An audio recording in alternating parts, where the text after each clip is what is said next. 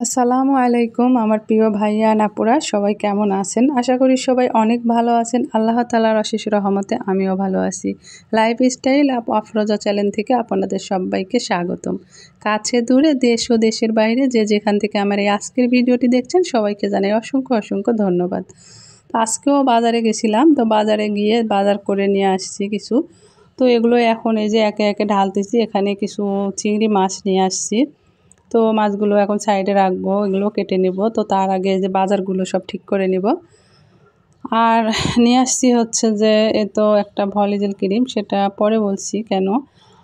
আর তারপরে এখানে আছে হচ্ছে পাটের শাক, তারপরে নিয়ে আসছি বরবটি, তারপরে আলু পেঁয়াজ, আর নিয়ে আসছি হচ্ছে যে 1 লিটার এই যে সয়াবিন তেল, সরিষার তেল বাসায় আছে, তো অল্প করে নিয়ে আসলাম।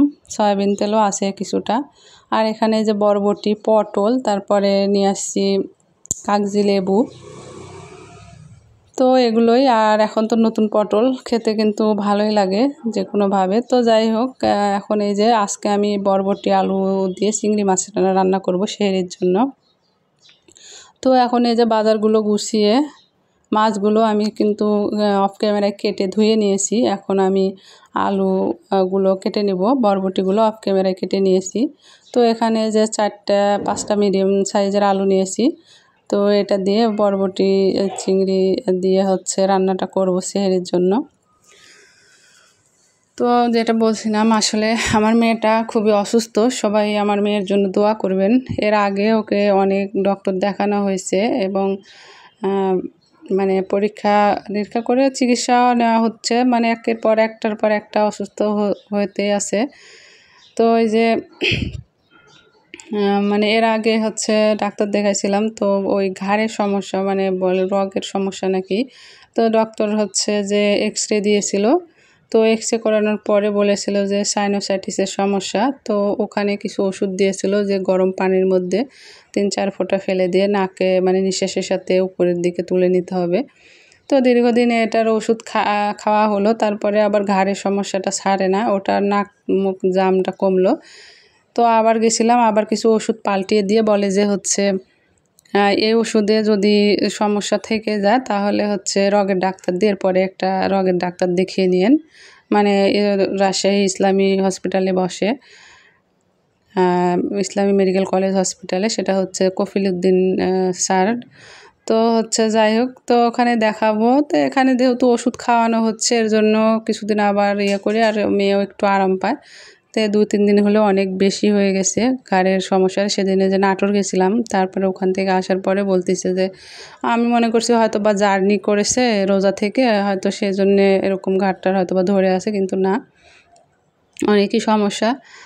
তো আমি কথা বললাম, যেখানে আমার বড় আপু তো ইসলামী হসপিটালে জব করে, তো ওর সাথে কথা বললাম। ও বলছে যে একদিন সিরিয়াল দিলে ওই ডক্টরের সিরিয়াল 3 দিন পরে পাওয়া যাবে। তো ঈদের আগে তো থাক, তাহলে ঈদের পরেই মনে হয় দেখানো ভালো হবে। তো এটা বললো যে ভলিজেল ক্রিম, আরও অনেকে বললো যে ভলিজেল ক্রিমটা ঘাড়ের ওই সাইড দিয়ে মেখে নিয়ে তারপরে একটু গরম পানির সেঁক, যেহেতু ওয়াটারপ্রুফ ব্যাগ আছে বাসায় নিয়ে এসেছিলাম, সেই সময় যখন ডক্টর দেখাছিলাম তখনই বলেছিল গরম সেঁক দিতে। তো বললো যে এই ভলিজেল ক্রিমটা দিয়ে একটু দিয়ে তারপরে না হলে ঈদের পরে ডক্টর দেখাবো। তো ওর জন্যেই ভলিজেল ক্রিমটা যে নিয়ে এসেছি, দেখলেন ভিডিওতে দেখালাম। তো এই তো কাল রাত্রে দিয়ে দিয়েছিলাম একবার, দেওয়ার পরে হচ্ছে বললো যে একটু আরাম পাচ্ছি। তো এখন আবার দেওয়ার কথা বলছে যে কীরকম জলে, ভালো লাগে না, অস্বস্তি লাগে, এরকম বলতেছে। তো যাই হোক, আপনারা আমার মেয়ের জন্য সবাই দোয়া করবেন, ও যেন শারীরিক এবং মানসিকভাবে সুস্থ থাকে, ভালো থাকে। এবং আপনাদের সবার জন্য দোয়া করি আপনারা সুস্থ থাকবেন, পরিবার নিয়ে, ফ্যামিলি নিয়ে। তো যাই হোক, এখন একটু রান্না সম্পর্কে কথা বলি। তো আপনাদের সঙ্গে তো এগুলো কথা বলতে বলতে আমি মাছগুলো কিন্তু এই যে চিংড়ি মাছগুলো কড়াইতে ভেজে নিয়েছি। ভেজে নিয়ে এখন এই যে রান্না করব। তো তার জন্য এখানে কড়াইতে তেল দিয়ে একে একে সব মশলা দিলাম। এটা হচ্ছে যে শুকনো কাঁচামরিচের পেস্ট, এই জন্য সবুজ দেখাচ্ছে। আজকে আমি কাঁচামরিচের পেস্ট দিয়ে রান্না করব।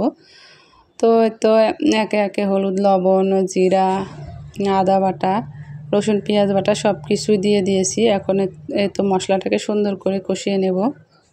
আর কাঁচামরিচের পেস্ট দিয়ে রান্না করলে কিন্তু তেমন কালার আসে না, তো আমি কাঁচামরিচের পেস্ট দিয়ে রান্না করব। শুকনো মরিচের পেস্ট আছে অল্প, ভাবছি যে আজকে কাঁচামরিচ দিয়ে রান্না করব, বরবটি রান্না যেহেতু। আর এইভাবে রান্না এর আগেও আমি করেছি, কিন্তু এরকম ঝোল টাইপ করে করিনি। তো আজকে একটু ঝোল ঝোল করে করব।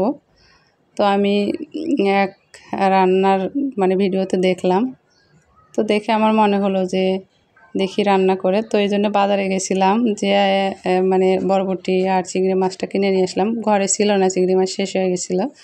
তো যাই হোক, মশলাটা কিন্তু আমি সুন্দর করে কষিয়ে পানি দিয়ে আরও কিছুক্ষণ কষিয়ে তো এখন তরকারিগুলো দিয়ে দিচ্ছি। তো একে একে এসে তরকারিগুলো আমি সুন্দর করে কষিয়ে নিব। তো ভিডিওটি দেখতে দেখতে যারা এই পর্যন্ত এসেছেন, প্লিজ একটি লাইক দিয়ে আমার পুরো ভিডিওটি কন্টিনিউ করবেন। আপনাদের কাছে আমার সেই পুরনো আবদার অনুরোধ। আর যারা অলরেডি লাইক দিয়েছেন তাদেরকে জানাই অসংখ্য অসংখ্য ধন্যবাদ। আমার চ্যানেলে যারা নতুন ভিজিট করেছেন তাদেরকে বলবো যে আমার চ্যানেলটি যে ভিডিও যদি ভালো লেগে থাকে তাহলে প্লিজ সাবস্ক্রাইব করে আমার চ্যানেলের পাশে থেকে যাবেন এবং একটি গঠনমূলক কমেন্ট করে যাবেন। আমিও আপনাদের পরিবারে যাব, আপনাদের ভিডিও ফুল ওয়াচ করে আসবো এবং অ্যাক্টিভ বন্ধু হয়ে থাকবো ইনশাল্লাহ।